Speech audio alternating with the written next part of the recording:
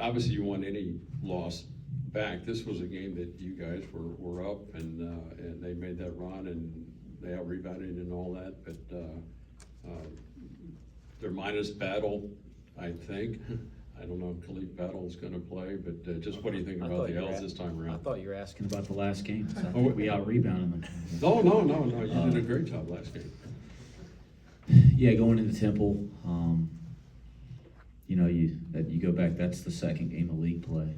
So it seems like ages ago, but we've evolved as a team since then. They've evolved. You know, I think going back and looking at that game, you know, that we really took a step in as a rebounding team after that and responded to that performance. But you go back and you look at the tape, and it's not so much that you're not a good rebounding team at that time. You're playing against a really good rebounding team. Their positional size, it is across the board with their lineups is incredible.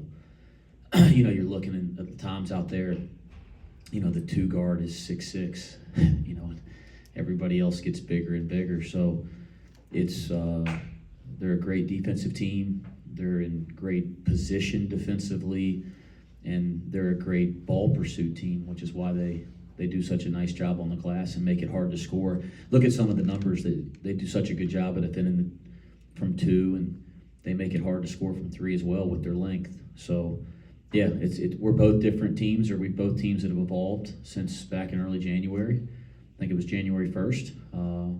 But there's certainly things you can take from the last game. Was a season low 3-point attempts against UCF. Obviously scored well in the paint, you know, kind of playing off of that. Was that the game plan going into the game? Was that a mid or during game adjustment? How did that all play out? Yeah, I don't think we sat there and said we want to shoot less 3s or more 2s, or, you know, I think all year it's just been about trying to make the right play, take good shots, take shots that don't surprise our teammates. I thought some of the stuff around the basket against UCF was hitting the roll. David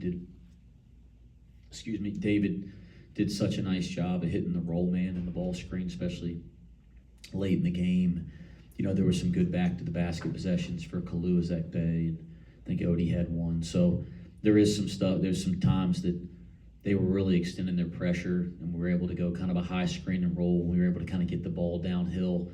I wouldn't say it was against a half-court defense, but it wasn't quite in transition. So there's some reasons why we shot more 2s, but it wasn't anything by design other than just trying to play the right way.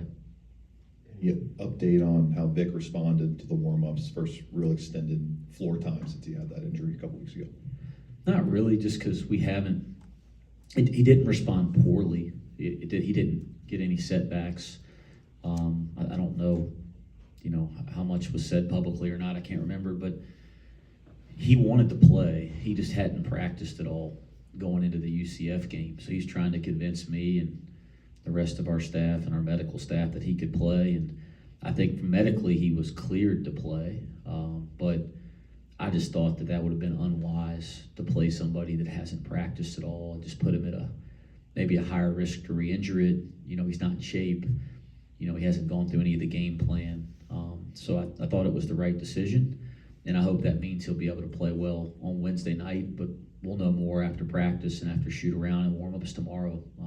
He still hasn't played any live basketball yet, so to sit here and say that I know for sure, it's not just coach talk, like I really don't know until we get through practice today and see how he responds tomorrow. As you get down last few games, then you have that conference tournament where it's, you know, hoping to play multiple games in a couple of days. How encouraging was it to win a different way than maybe you have earlier this season with Vic out, but then also just kind of the game plan of shooting more 2s, maybe slowing it down a little bit? Yeah, I just think you want your team to be resilient. You want your team to have that quality that is just going to find a way to win. That's what you're proud of as a coach. That's one of the things that you're trying to build from a mentality standpoint as a program, as a team all the time. Just find a way. Then there's been other times this year we've just kind of found a way. You know, I think you guys heard me after the SMU game. Like at SMU, I was so proud because we couldn't throw it in the ocean. We turned it over like 17 times, but we found a way to win the game. So there's been other moments this year where, things haven't always gone the way you want, or you're down by whatever it may be, and you just kind of find a way. And I thought we did that at Central Florida. Like you can go, well, you have a lead, 2-possession lead, and you can't get stops, and you're turning the ball over versus the press, and you can't break a press. But we got a couple huge offensive rebounds. I mean, those are Odie and Jeremiah Davenport late in the game in the last 2 minutes are huge game-winning plays. And then David makes the play on the last possession, of course. But we just kind of found a way. We stayed together. We stayed resilient. That quality, which, again, this isn't the first time we've had that quality, but that quality is so important, and it was great to see that from our guys. How about the confidence level of Odie and Kalu after what they've done? And you have to like your chances when your big guy makes 18 out of 19 in 3 games. Yeah, Odie, I speak about each of them separately. Odie's, his improvement's just been really consistent throughout the entire year and throughout the entire offseason. He just keeps getting better and better and better and better and better. And that's what you want to see out of guys in your program. You want to see that consistent growth. So it's been some of the stuff that's happening with Odie is not new to us because we're seeing it every day, that consistent growth, but he's getting in different roles. With Vic's injury, and we moved him into the starting lineup at one point earlier in the year. I mean, his role is increased for a lot of reasons, and he continues to grow, and so the results are finding him. So that's not really surprising to anybody that's around him every day. And it is great for Kalu. He's been kind of in and out of being in the rotation, or sometimes not even getting in games, and you lose Vic, and you lose quite a bit. And he's been able to step in and kind of steady us at times. But to have a game like he had against Central Florida should give him a lot of confidence, and it was really important to our team. Heading into Temple, obviously you just touched on Kalu a little bit there. Just heading into a game like Temple, how important is a guy like Kalu and Odie going to be versus a team that has a dominant inside game along with those big lengthy guards that you mentioned earlier?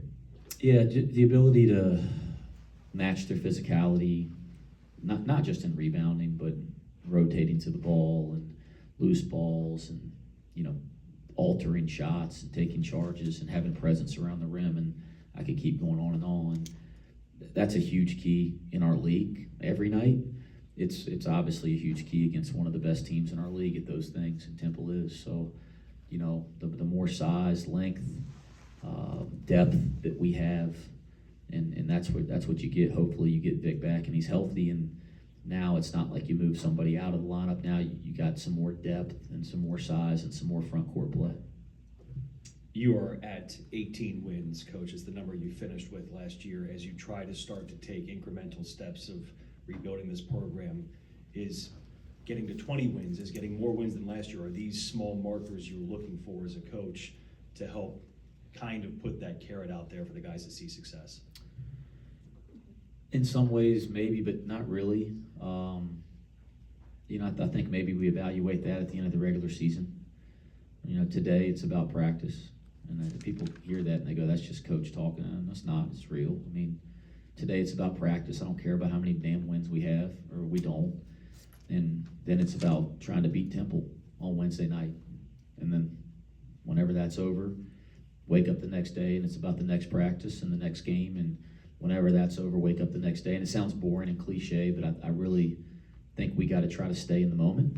And if we can control that, we could look up at the end of the regular season and hopefully, like you said, you can say, hey, we took some incremental steps from, this point last year to now. But it's too early to me to look at it that way. We're in the thick of league play still. Coach Lander's second most turnovers of his career against UCF, 7, and then had 5 the game before. Is there anything that you guys see on film that's kind of something you can fix in that respect, or is it just the ball kind of bouncing the wrong way in back-to-back games? No, I don't think it's like one thing in particular, but just it's a long season, and he's got the ball in his hands a lot, and we're asking him to make a lot of plays. And his ball security and some of the plays he's made the last couple games have been a little uncharacteristic, but it's like a jump shot. Sometimes it goes in, and you're going to go through stretches where it doesn't. I don't think when players, have some plays over a course of a couple games, I don't think you overreact. You get back in the gym, you work, you let him know that we have confidence in him. And you realize that when you're asking somebody to be in a playmaking situation, just like when you're asking somebody to shoot a lot of shots, it's not going to be a perfect continuum. But over the course of time, like he's already shown, Landers is going to make great plays for our team. He's going to take care of the basketball. He's going to create action for us. And I think he's just had a little bit of a stretch here the last 2 games where it hasn't been his best stretch with the ball in his hands, but it's not going to make us change anything or go in any kind of different direction. I think we have great faith in him. 2 more questions. David's been in these positions before last year, this year, with kind of game on the line, ball in his hands. What do you say to him or the team in the huddle before he goes out and has to try and make a play like that?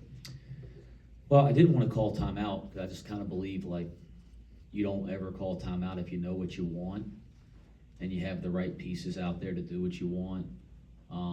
In that situation, because you call timeout, now you give the other team a chance to make a defensive adjustment or substitution.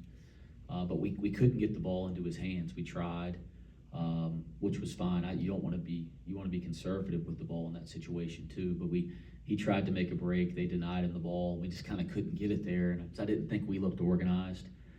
So that's why I called timeout. And then as he was coming off the floor, I just asked him, "Do you want it a ball screen or do you want it in space?" Because with time to talk about it in a full timeout, you can diagram some things or set some things up. So, he mentioned that he preferred it in space, which he's gonna go back and forth game to game on that. Like, it's not like he's always gonna want that situation, but in this game he wanted it in space, and then we just wanted to make sure that he got a catch in bounds. Odie's had a really nice screen to free him up, and the guys did a nice job of kind of moving the defense so it wasn't obvious. It was just a straight ISO.